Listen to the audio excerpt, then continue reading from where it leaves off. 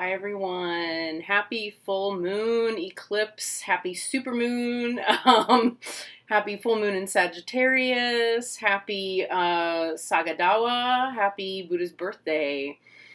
So welcome. It is actually very early in the morning here. So I'm just getting ready to practice the Mo. I've been practicing shamatha meditation this morning, so I feel pretty chilled and happy and excited. So I'm gonna do a Mo divination this morning for basically for this full moon eclipse period.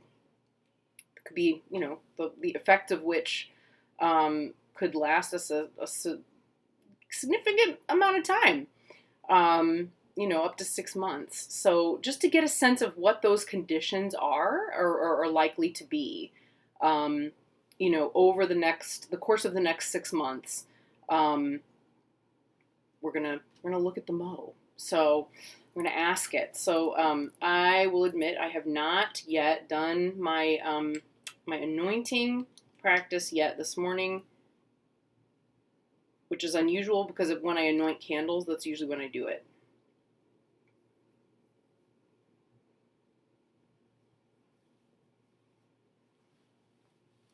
So I do head, throat, heart, and then hands. And as I do that, I think or say the three sacred syllables, Om, Ah, and Hum for the heart. So, okay. Yeah, that's it really, right? Just to practice. So,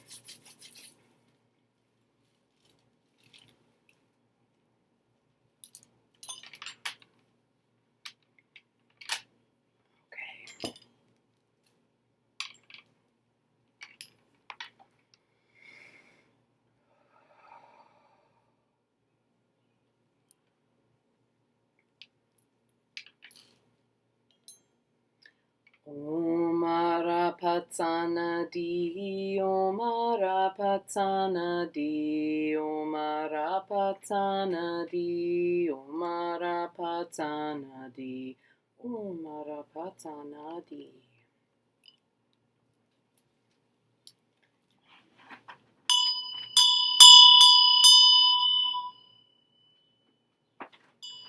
Om Ye Dharma Hetu Prabhawa Hitin Taken Tato Gato Haya Wata Taken Sayo Niroda Ewan Wadi Maha Shramana Soha Wata Taken Sayo Niroda Ewan Wadi Maha Shramana Soha.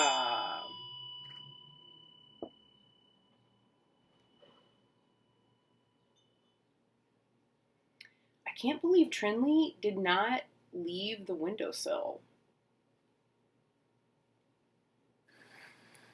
He's like right there, so focused, looking out the window. And he's gotten so much less skittish over the last several months. It's really pretty moving. Oh, right, I need to leave this here. Okay. So yeah, I'm gonna go ahead and pull these cards out of their little scarf. Put that there. And then pull the die out.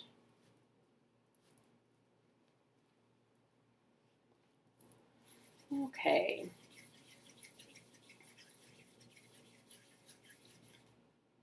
I feel like now I've got cat hair all up my nose. So I'm going to scoot a little closer here. I back up always for the bell because there's so much going on. But okay, so we're going to ask. We want to know what we can expect for the conditions offered by this full moon eclipse and the time period over which it lasts. So first, the outer conditions.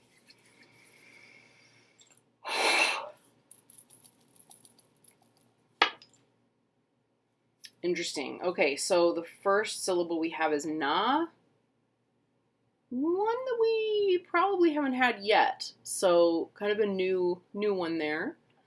So that's our first syllable, na. Also the first syllable of my first name, interestingly. But has nothing to do, one has nothing to do with the other, I can assure you. All right. And now we would like to know what the inner conditions are for the time period over which this full moon eclipse and its effects last.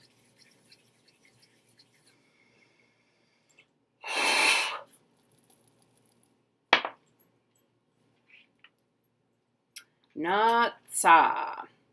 So I can tell you already that's probably going to be some kind of difficult conditions, which, you know, at some point was going to happen, right? So we have na and tsa, and, well, let's find the card. I just realized my, the nose itching it's excessive.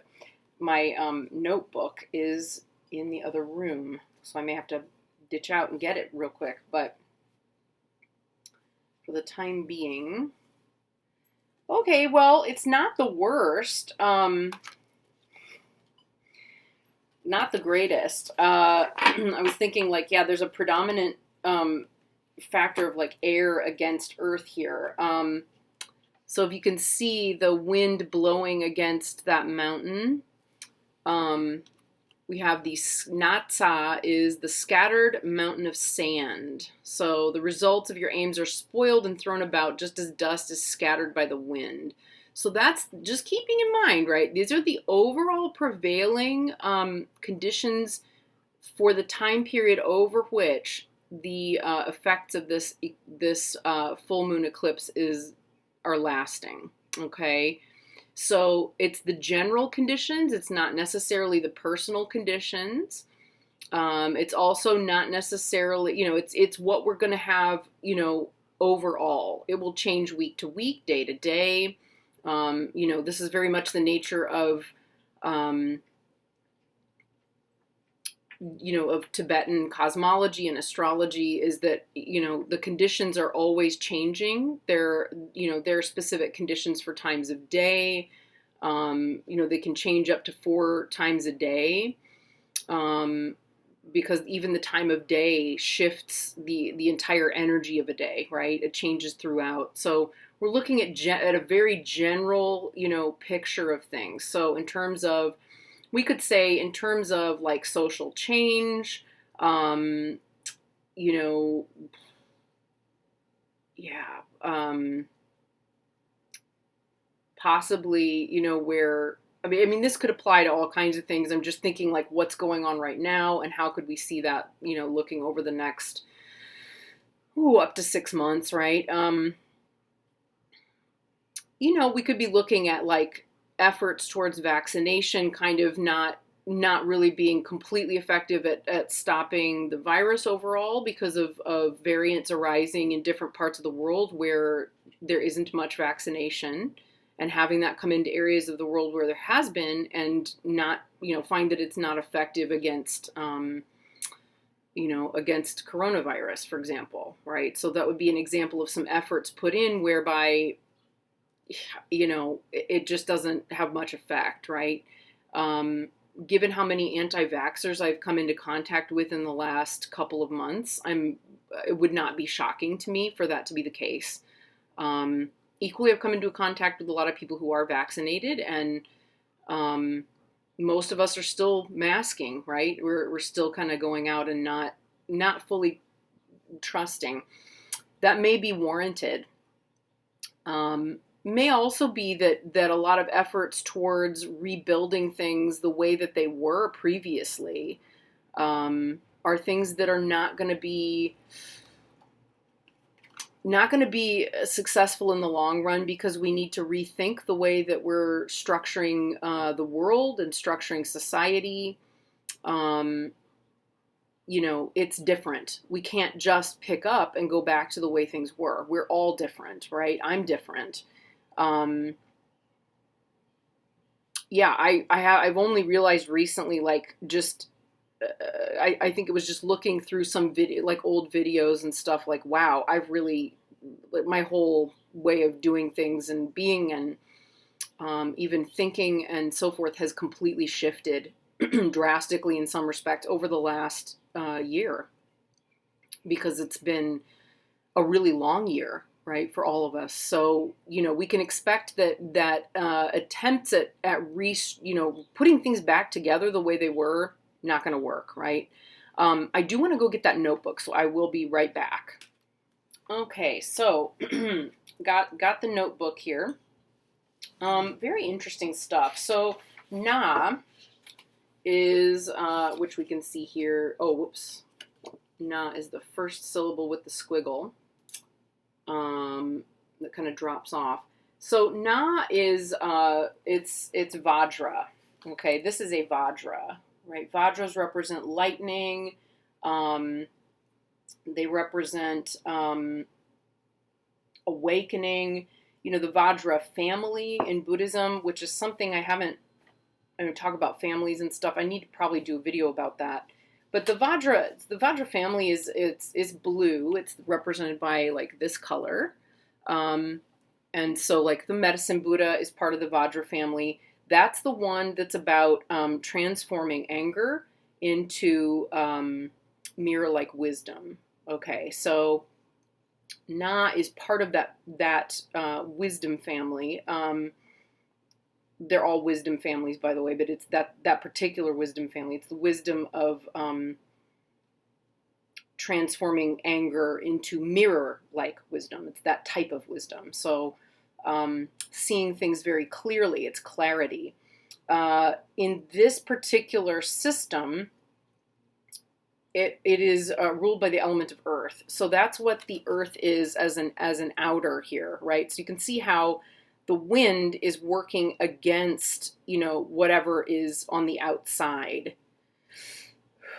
So that's kind of where my whole, like, coronavirus thing was coming from, like, as an overall thing is, we're looking at something that like a virus that's kind of ruled by air, I would feel, especially a respiratory one, wearing away at efforts, within the body. Because earth, we think of earth as the body, and actually Na represents the nose. Isn't that fascinating? Put your nose inside your mask, especially if you're not vaccinated.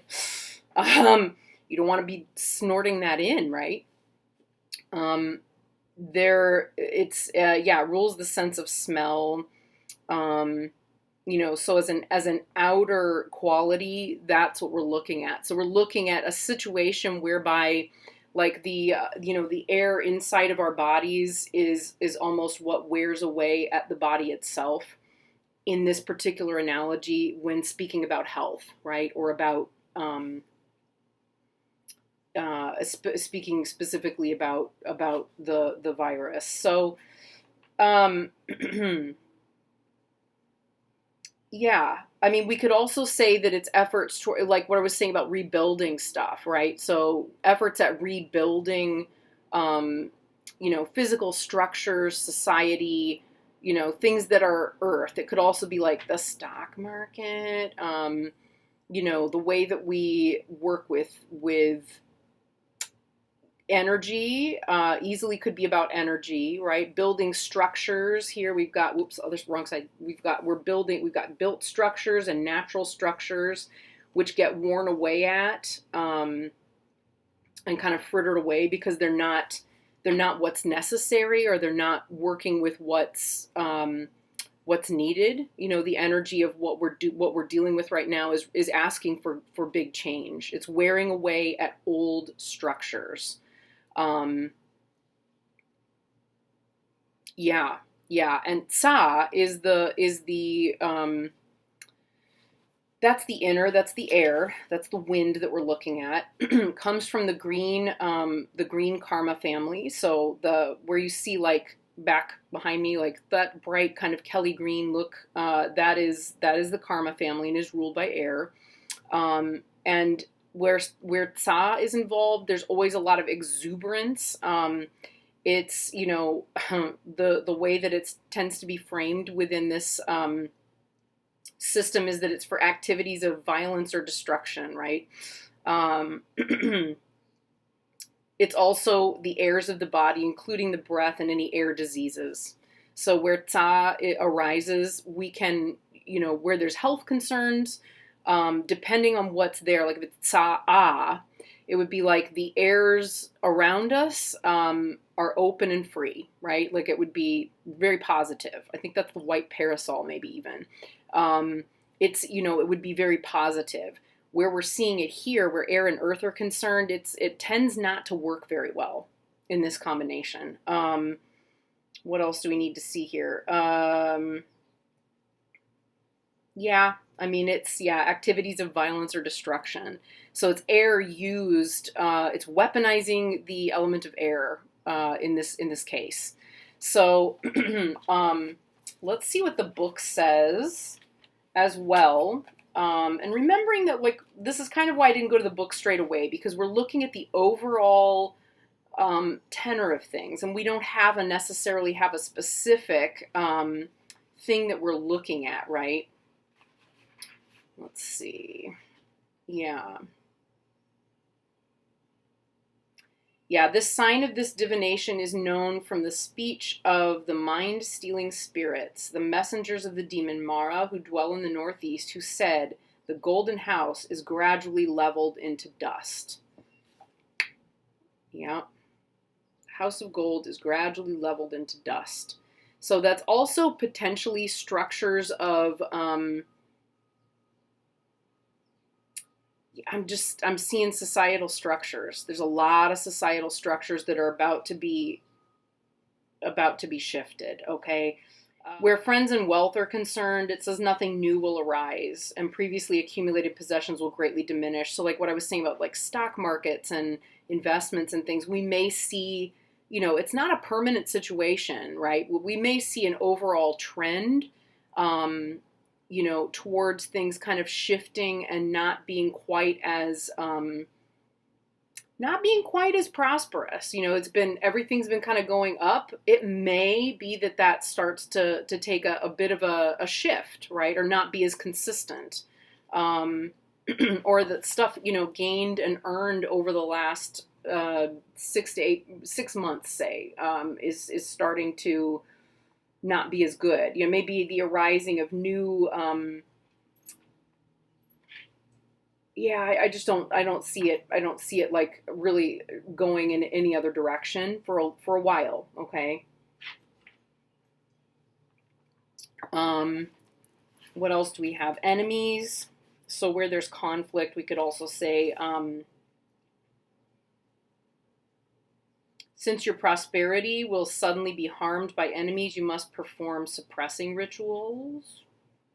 Keeping in mind, too, this wouldn't have existed at the time this was created, but we could be looking at things like cyber attacks, cyber attacks that affect banking, cyber attacks that affect, wealth and the accumulation of it. We saw that a little bit, right, with the colonial pipeline.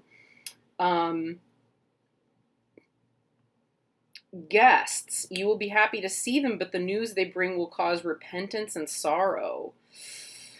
So, yeah, there may be some situations where we see, again, on the bigger scale, on the bigger picture,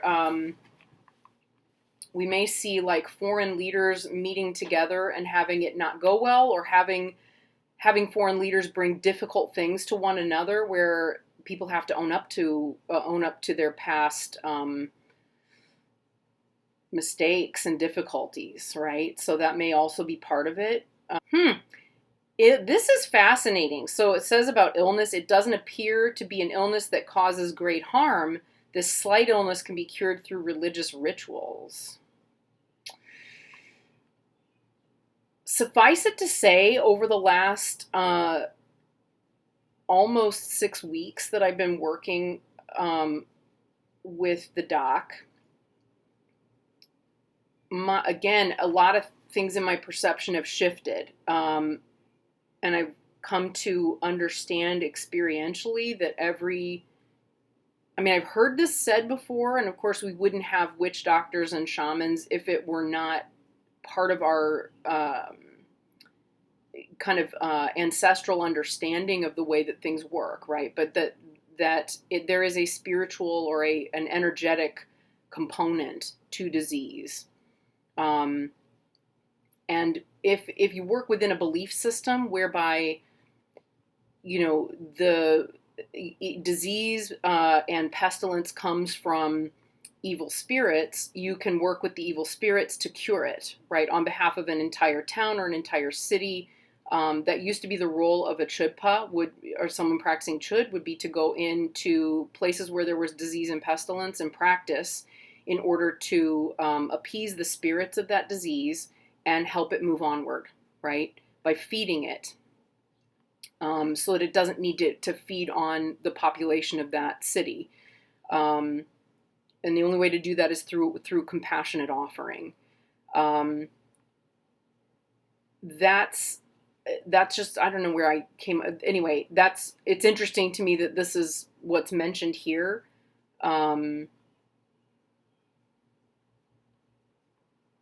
So I could be wrong. I could be very wrong. About coronavirus. That's very possible. Yeah, I don't know though. I don't know. We'll have to. With all of it, we have to wait and see. We don't know. Predictions are always, especially big generalized ones like this. They're not always that. It's hard. It's hard. It's not always that great. Let's see. Evil spirits, it says, though there is not a great evil spirit, still your mental perceptions have been agitated and disturbed. Yeah, I definitely get that from this, is that like the mental space, right? We're working with air. A lot of tarot readers watching this, right? We know that air corresponds with the mind. So yeah, our mental space has been completely, eroded away over a long period of time here. You should perform a peaceful fire ritual. All right. So the cause of this disturbance is that you've accumulated propensities for faulty activities and decisions. I think a lot of us could admit that has been a thing during coronavirus, right? A burying ritual should be performed. Request members of the Sangha to recite verses of auspiciousness. So, if you know that it's interesting. The mind is a great source of conjuring its own evil spirits, right? We all do that. So yeah, the cause, we have developed some, a big bad habit that I developed over the course of the pandemic, for example, has been watching way too much news, more than I have watched in 10 years probably, and just kind of obsessively taking in information about what's happening right now and what does that mean and what's going to happen as a result of that. And it's not always healthy, right? It can be great for practicing with Kipper and Sibylla and Lenormand, but in terms of mental health, keeping that in its, not to say don't do it, because although I did have to kind of stop for a while. That's why there haven't been any videos about it for a little bit, because I just realized, okay, I got to take some distance, but I've been kind of wanting to do a little bit more of it again. But taking that time and space to just kind of not be too overly engaged in the affairs of what's happening outside of our realm of control, right? We can only do so much. So if we can't control it, but we know it affects us, how much of, how do we want to interact with that? That can be very important. I would say too, a burying ritual. There's so many burying rituals out there, right? So if you know of one that would help you, put something mental to rest, this would be the time. And yeah, if you know of any really like auspicious, helpful verses, keeping in mind that Om Mani Padme Hum, which most people are familiar with, is one of them. So that could be recited a lot and to great effect overall. In terms of spiritual practice, it may be kind of challenging for a while. Makes lost articles difficult to find.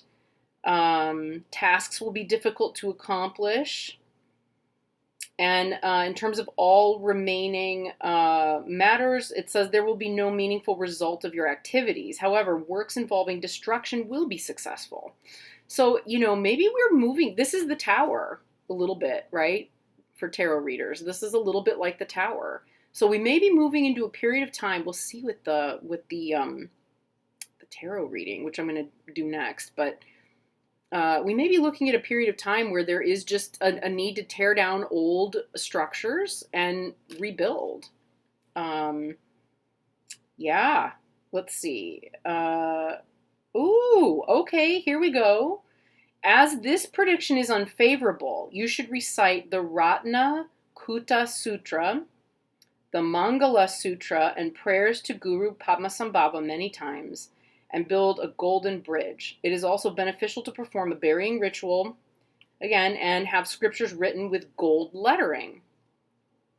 So this prediction is known as dwindling the mountain into dust.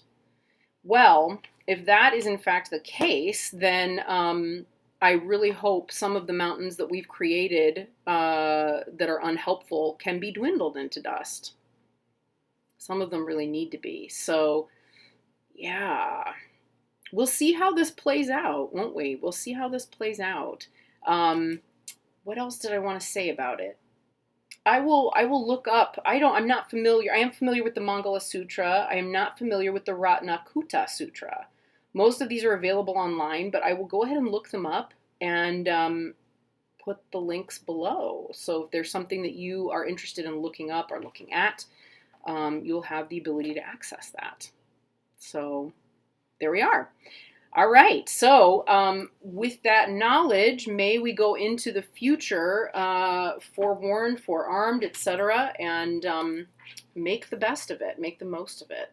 So I will see you shortly for the tarot reading as well. And thank you so much.